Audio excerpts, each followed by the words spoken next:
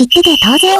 今日から使える洗濯機を正しく使う技。第3戦。ボタンは開けて、ファスナーは閉めて。ボタンを閉めたまま洗うと、洗濯中に負荷がかかり、ビガがほつれちゃうかも。逆に、ファスナーは閉めて洗濯を。可能であれば、洗濯ネットも使うといいよ。次に、洗濯槽を定期的にお掃除。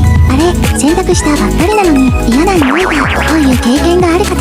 それ、洗濯槽の黒カビかも。毎日洗濯しない方は、2ヶ月に1回ほど。毎日使う方は、月に1回程度。洗濯槽、クリーナーなどで、清潔に。最後に、洗濯機に衣類を目いっぱい入れない。パンパンに詰めると、負荷が相当かかるので、だいたい7割程度、衣類で埋まるように洗濯しましょう。皆さんは縦型とドラム式、どちらをお使いですか？ぜひコメントで教えてください。